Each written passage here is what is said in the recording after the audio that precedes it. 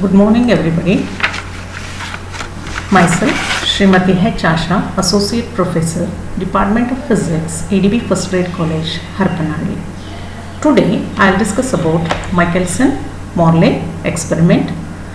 In 1887, Michelson-Morley performed this experiment to measure the relative speed of Earth with respect to a fixed frame of reference, that is nothing but a ether frame of reference. So before going in detail with this experiment, let us try to understand what is the fixed frame of reference and why ether as fixed frame of reference. So according to Galilean relativity, the motion of the body or rest position of the body is always measured with reference to some relative frame of reference. So Michelson-Morley thought that as ether is pervading in the space, is it possible to take that ether as a frame of reference, that to fixed frame of reference? Because no frame of reference is available as Earth itself is in motion. So Michelson-Morley thought of referring ether as fixed frame of reference and tried to perform the experiment to measure the relative speed of the Earth with reference to ether. So let us understand this experiment. So here this is the experimental arrangement of Michelson-Morley, and S is a source of light. A beam of light which is coming out of the source S is made to incident on a partially silvered glass plate P, which is inclined at an angle of 45 degrees to the horizontal. At this plate, the beam is going to split into two parts. One part of the beam reflecting towards the mirror M1 and it reflects at the point B and reflects back to the glass plate and enters the telescope T. On the other hand, the second part of the beam straight away passes towards the mirror M2 and reflects at A and reflects back of the silver plate and enters into the telescope. So one thing you have to notice at this stage, the beam which is moving towards M1 traverses this glass plate thrice. I will show you how it is possible. So now you see this is incidenting here. Once it enters the glass plate, so and secondly it is going to reflect from the silver plate and it is moving towards M1. After reflecting back from M1, it travels once again and enters into the telescope. So totally the beam which is moving towards M1 traverses thrice this glass plate, whereas the beam which is moving towards M2 will travels only once.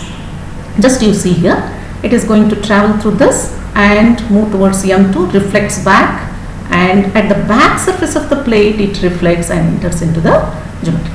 So in order to make the optical path same, the distances from the plate P, that is the mirror M1 and M2, is made same. Let D be the distance from the glass plate from mirror M1 and similarly to mirror M2. You will have to excuse me in this diagram. This diagram doesn't look the distances is same, but you have to understand this. The distances from P to M1 is exactly same as the distances P to M2. Now in order to make the optical path same, a compensating plate is introduced in the path of the beam towards M2 and which is not shown in the diagram.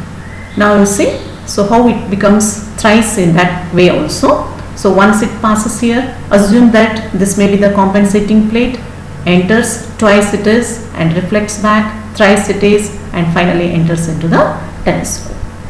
So when the apparatus is at rest, the time difference between the light which is traveling towards M1 and M2 is 0. That means the path difference is going to be 0 here. Whereas the Earth itself is in motion, so the apparatus cannot be at rest. The apparatus is also moving with the earth here, let V be the relative speed of the earth with reference to ether. Then the light, as I've shown earlier or as I've explained earlier, will not reflect at B and A, whereas the light which is moving towards M1 will reflect at B dash and enters by the time the plate P would have moved to the position P dash and enters here, and instead of reflecting at A, it may reflect at A dash. Then automatically the path difference is going to change. Now it will not remain same. Delta T cannot be 0. So we have to measure the path difference between the rays which is moving towards M1 as well as towards M2. So let me first calculate the time taken by the light to travel from P to A back to P. Okay, so let me give the mathematical expression for that. Say time taken by the light to travel from P to A is written as d by c minus v, because this equation I have used here, that is velocity is equal to distance by time taken. As I am measuring a time here, it is distance by velocity. So d is the distance from plate to mirror here, d, c minus v, because the apparatus is also moving along this direction, positive x direction I can say, and the light is also moving along x direction. So we write it as c minus of the velocity of the apparatus. Now the time taken by the light to travel from A to back to P can be written as d divided by c plus v. So why plus here is c, that is the light is moving along this direction, whereas the reflected light is moving in a direction opposite to the light here. So c minus of minus v is nothing but c plus v. Therefore, the total time taken by the light to move from P to A back to P is sum of these two times here. So let me call this as t, that is d by c minus v and d by c plus v. So after doing the mathematical calculation, so I am taking a LCM of this one, this becomes c square minus v square, and this is the value here. After doing the calculation, we will get 2dc by c square minus v square. Now in this equation, I will take c square out of the bracket so that it becomes denominator, numerator will remain as it is, as in the case of the previous equation. Say 2dc will remain as it is, c square I will take out of the bracket, otherwise I can say I can take it as a common here. So c square, if I take common, I can write it as 1 minus v square by c square. Now one c gets cancels with another c here, leaving behind 2d by c, and this quantity, if we take it to the numerator, we can write it as 1 minus v square by c square to the power minus 1. And expanding this quantity by binomial exponential and neglecting the higher orders, we can write it as 2d by c will be remaining as it is, and this equation, this one will become a, including only the first order, 1 plus v square by c square. Let me call this as equation. So this is the time taken by the light to move along the horizontal direction. Now I take a time taken by the light to move in a vertical direction. As I have already explained here, as the earth itself is moving, instead of reflecting at this position, it is going to reflect at this position and reaches here. So the light, let me call the t1 as the time taken by the light to reach from P to B dash, and the P dash and B dash P dash is approximately same. I can take t1 plus t1 as twice of t1. Okay, twice of t1 I can take it as. Now let me calculate this. To calculate this, the distance travelled by the light from P to B dash, I can write it as c into t1, because the light is travelling, so we have to include c here, and t1 is the time considered. Similarly, B dash to P dash, let me call it as Vt1, because the earth is moving, or the apparatus itself is moving with the velocity v here. Therefore, the total time taken by the light to travel from P to P dash and B dash to P dash is written as Just you see PB dash plus B dash B dash, which is nothing but twice of PB dash. Okay. So now I'll use this as a right angle triangle to calculate the value of PB dash here. So PB dash square is equal to PC square plus CB dash square, and this PC square can be written as B dash square, which is nothing but a V square T1 square. I have given the value here, and PB square is nothing but a just value that we have considered this distance as a D. So this equation can be written as C square T1 square is equal to V square T1 square plus D square. Now, as I am interested in calculating the time taken by the light to travel from here to here, I will take this quantity to the left hand side so that I can take this T1 square as a common. See here, I have taken a C square T1 square minus V square T1 square is equal to D square. Now, therefore, T1 square is equal to C square minus V square is equal to D square. Now, just you take this to the denominator, and T1 is equal to, if I take a root for this, D square will become D and C square minus V square. Now, as I told you already, the T dash is the time taken by the light. Now, I will show you once again here. Okay, T dash is the time taken by the light to travel from here to here back to here, which is nothing but a twice of this time. Okay, so this we have written twice of T1. So 2 will become, again doing a same type of calculation, that I am going to take C square as a common here and writing this quantity as it is under root, we are writing it as minus 1 by 2. Again, considering the first binomial, by binomial expansion, considering only the first term and neglecting the higher orders, we can write this expression as 2D by C and become this. Now, this is the first equation we have seen here. This is the second equation we got, that is for vertical direction, this is the time. For horizontal direction, this is the time we have calculated. From these two equations, it is clear that T dash is less than T. That means the time taken by the light to travel from here to here is less than the time taken by the light to travel from this. That means there is some time difference between the two rays of lights which is moving in different direction. Therefore, time difference is equal to, let me take a difference of those two. After doing the calculation, we are going to get this quantity. Okay.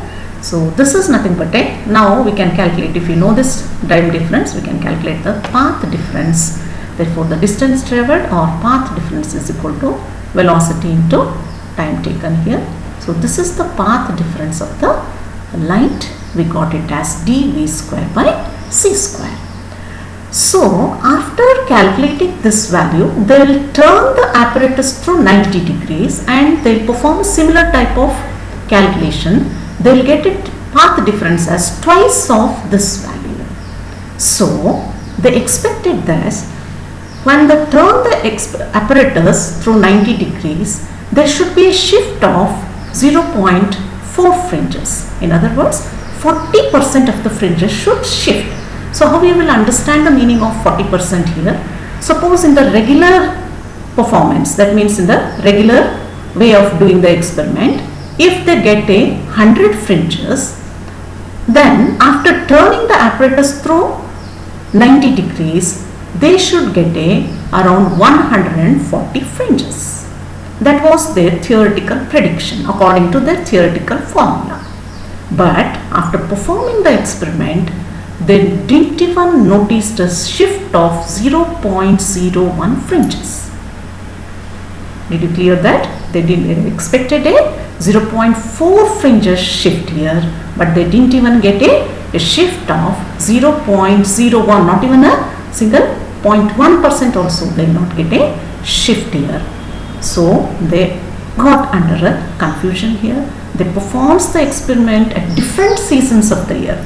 They will not come to the conclusion right that time, but they perform the experiment different season. Maybe the light is affected by the different seasons like winter season, rainy season and summer season, different, and different places on the earth also they will perform the experiment, but still they will not get any result, that means what the expected result they will get here. That expected result is nothing but around 0.4 fringes or a 40% shift of fringes should be there, but they will not get any type of fringe shift in the experiment.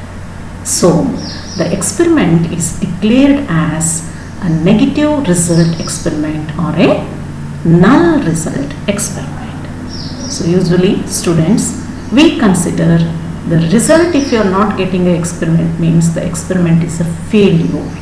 But here in this case it is not that. The Michelson-Morley experiment is not a failure experiment. It introduces a new concept or it discards the long assumption. Why I am telling it as long assumption? Because in the year 1670 it was assumed that by Ising ether is pervading in the space. But this experiment in the beginning itself I told you that in the year 1887 this experiment is performed. As long as that one, that it is considered that ether is present. But after performing this experiment, a negative result of this experiment will come to the conclusion that the ether does not exist at all. So this breaks the assumption of a Ising, and I am telling you that it is breaking or discarding the assumption, not the Ising's theory here. Just this experiment gives the conclusion that the ether do not exist. Therefore, they could not measure the relative speed of the earth with reference to the ether, as ether did not exist in the space here. So students, even though this is a negative result experiment, this leads to the very beautiful theory as special theory of relativity. So this was introduced by Einstein. What he predicts is, so in the beginning of the slide I have shown you that while calculating a velocity here, just you observe here, we have taken when the light is moving backwards, the velocity I have written it as c plus v. What the Einstein says here is nothing can travel greater than the velocity of the light. C plus v can never happen. Nothing can travel more than the speed of light here. So this is totally discarded. That's why Michelson-Morley did not get the result, as they have considered it as a c minus v in the case of forward direction and c plus v in the backward direction. C plus v can never exist. This leads to the Einstein to introduce a new theory known as special theory of relativity. So that we will discuss in the further video. Thank you students for listening my class.